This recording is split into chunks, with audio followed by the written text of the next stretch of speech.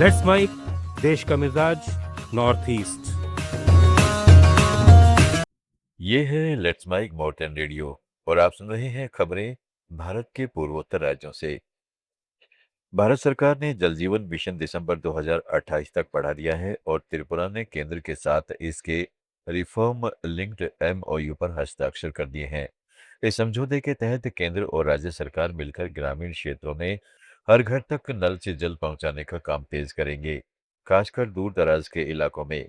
वर्तमान में त्रिपुरा में 86.34% परिवारों को functional household tap connection मिल चुके हैं, जबकि 6,48,000 से ज्यादा ग्रामीण परिवार सुरक्षित पेयजल का लाभ ले रहे हैं।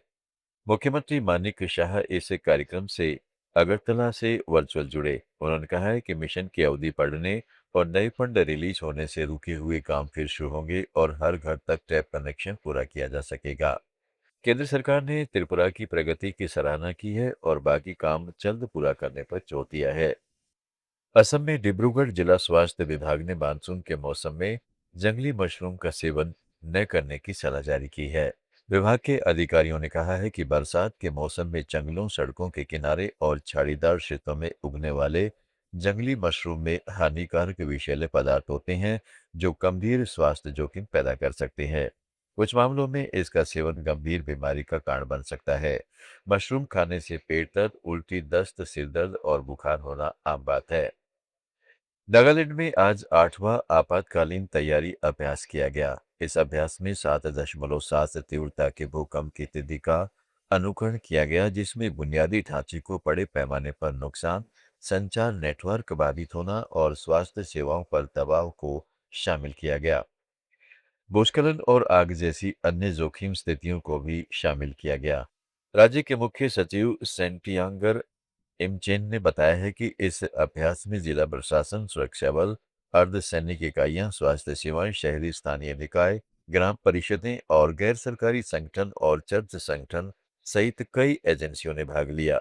सीएस के अनुसार यह अभ्यास आपदा प्रक्रिया प्रणालियों का व्यवहारिक मूल्यांकन करने और तैयारियों में सुधार के लिए एजेंसियों के बीच बेहतर समन्वय स्थापित करने के उद्देश्य से किया गया है। नागालैंड के घुड़सवारी के सितारे खेसरे सिलेरियो ने फ्रांस के हरस की लिवर्डी में ग्रैंड प्रिक्स का खिताब जीता है। एथलेटिक्स फेडरेशन ऑफ इंडिया के उपाध्यक्ष अबू मेद ने इसे अंतर्राष्ट्रीय शो जंपिंग प्रतियोगिता का एक उल्लेखनीय पल बताया है।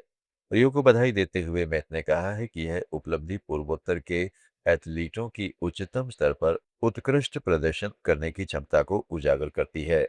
रियो को पहली बार 2014-15 में डिब्रूगढ़ में आयोजित जूनियर नेशनल इक्वेस्ट्रियन चैंपियनशिप में पहचान मिली थी, जहां उन्होंने तीसरा स्थान हासिल किया था। मिजोरम सरकार ने एक निजी कंपनी के साथ साझेदारी में आपदा संबंधी जानकारी के वास्तविक समय को बेहतर बनाने के लिए खुआरेल नामक मोबाइल एप्लीकेशन लॉन्च किया है। यह पूर्वोत्तर में अपनी तरह का पहला ऐप है। इस ऐप को लॉन्च करते हुए आपदा प्रबंधन और पुनर्वास मंत्री लालनी लावामा ने कहा है कि खुआरेल एक मिजो शब्द है जिसका अर्थ प्रकृति है। इस ऐप को आपात स्थिति में जनता, आपदा प्रबंधन एवं पुनर्वास विभाग तथा राज्य आपदा प्रबंधन अधिकारियों के बीच त्वरित संचार और सूचनाओं के सुचारू आदान प्रदान को सुनिश्चित करने के लिए विकसित किया गया है। अरुणाचल प्रदेश सरकार ने आज वन्य जीवों की निगरानी और बचाव कार्यों को मजबूत करने के लिए उच्च तकनीक वाले थर्मल ड्रोन के उपयोग हेतु वन कर्मियों का प्रशिक्षण कार्यक्रम शुरू किया है। पहले चरण में 5 थर्मल ड्रोन नामदफा राष्ट्रीय उद्यान और बाघ अभ्यारण्य, देवमाली डिवीजन, मेहाओ वन्यजीव अभ्यारण्य, नांगपो डिवीजन और ईटानगर जैविक पार्क में तैनात किए गए हैं। इन ड्रोनों से घने और दुर्गम इलाकों में निगरानी बढ़ाने के साथ ही जानवरों की गतिविधियों पर नजर रखने और अवैध शिकार, वन्यजीव तस्करी और अतिक्रमण जैसी गतिविधियों का पता लगाने में मदद मिलेगी। देश का मिजाज में फिलहाल इतना ही। जुड़े रहें लेट्स माइक के साथ। आप सुन रहे थे let's make more than radio. Follow कीजिए हमें हमारे सोशल मीडिया प्लेटफॉर्म्स पर। It's time for news. It's time for more than radio. Presenting the first radio news app, Let's Mike. Let's Mike, a news-based app on your phone where you get to watch